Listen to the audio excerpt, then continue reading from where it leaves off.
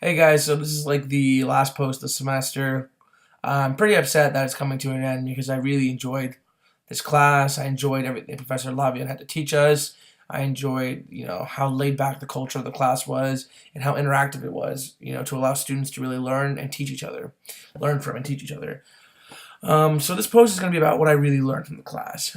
So I came into this class because I'd worked at Apple last summer from a finance perspective, but Apple, as we know and as we learned in class, is constantly in the midst of patent litigation. And so, being in that type of environment, I wanted to really learn more about patents so I can understand exactly what Apple as a firm is truly going through. And there's so much I could talk about in terms of what I've learned in the class. I'm proud to say that I've learned much more than I ever anticipated I would. So I'm going, just for the sake of brevity, I'm going to narrow this down to the three biggest and most important things that I learned in the class. So the first is what makes an invalid patent. The second is the rise of patent trolls. And the final thing I learned is using intellectual property as a strategic business asset, which I thought was incredibly useful. So in terms of what makes a valid patent, I'm just going to go over this high level because I've already talked about this in my other blogs, but we learned that in order for a patent to be valid, it needs to be useful, it needs to be novel, and it needs to be non-obvious. And I think that this is incredibly useful because one day I hope to start my own technology startup, and it'll be incredibly helpful for me to actually know what it takes to file a patent and what kind of criteria I would consider when filing that patent, because now I kind of understand what would make a valid patent and what wouldn't make a valid patent. And so when I do one day hope to work and start my own technology startup, I think that this would be, a very useful skill to have. Um, so the second thing I learned in this class is the rise of patent trolls. Um, Basically, I didn't even know what a patent troll was before this class, but now after having taken it, I realized that there are a lot of bullies out there who are trying to capitalize on your hard-earned money, hard-earned work, and are trying to take what was rightfully yours. And I learned what a patent troll is. It's basically an entity that earns or plans to earn the majority of its revenue from the licensing or enforcement of patents.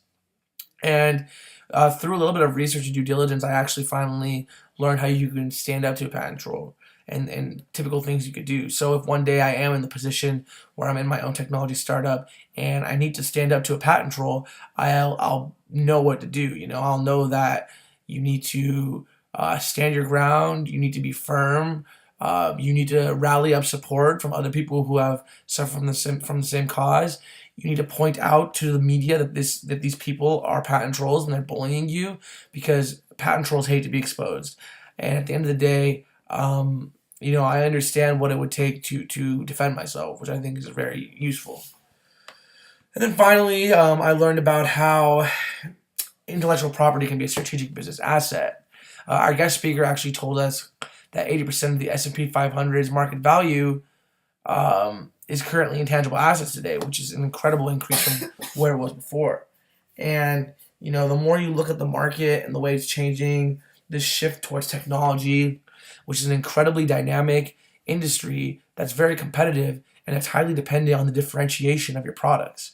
So when you think about that, intellectual property plays a big role, because in order to differentiate one product from another, you need to have a patent at the end of the day, because that's going to allow you to basically monetize that differentiation.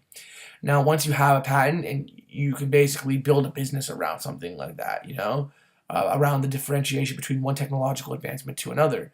And the fact that there's so much room for innovation in this space is, I think, the main reason why,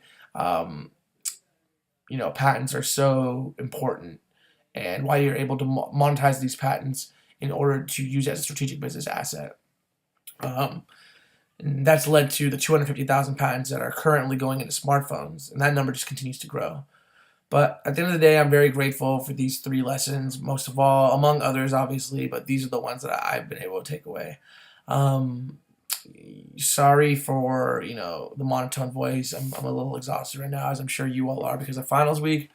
But, thank you for listening, and I really enjoyed taking this class with you guys. Professor Lavian, thank you again for teaching everything.